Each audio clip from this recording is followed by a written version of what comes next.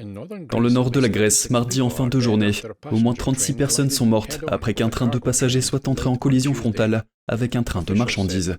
Selon les autorités, le bilan devrait encore s'alourdir. La température dans un wagon a atteint plus de 1000 degrés Celsius alors qu'il était en proie aux flammes. Le Premier ministre grec Kyriakos Mitsotakis s'est rendu sur les lieux de l'accident mercredi matin et a promis de veiller à ce qu'un tel accident ne se reproduise jamais.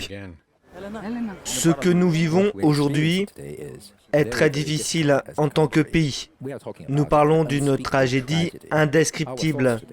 Nos pensées aujourd'hui vont d'abord et avant tout aux proches des victimes. Les autorités ont arrêté un chef de gare local et l'ont accusé d'homicide involontaire par négligence. Le ministre des Transports a démissionné, déclarant qu'il assumait la responsabilité des échecs de longue date de l'État en matière de réparation du système ferroviaire. Le train de passagers transportait plus de 340 voyageurs et membres d'équipage, tandis que 2 membres d'équipage se trouvaient dans le train de marchandises. Les survivants ont déclaré que plusieurs passagers ont été projetés à travers les fenêtres des wagons en raison de l'impact, tandis que d'autres ont lutté pour se libérer après que le train se soit déformé.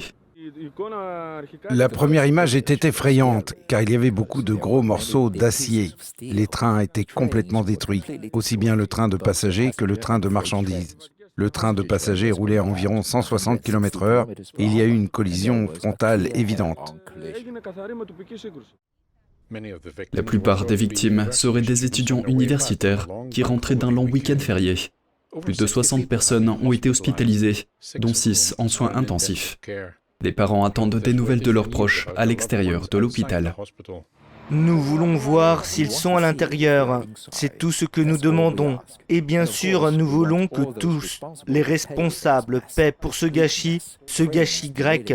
Des trains qui déraillent en 2023, c'est de la folie.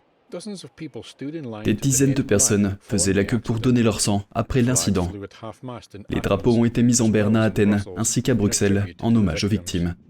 Le gouvernement grec a déclaré 3 jours de deuil national.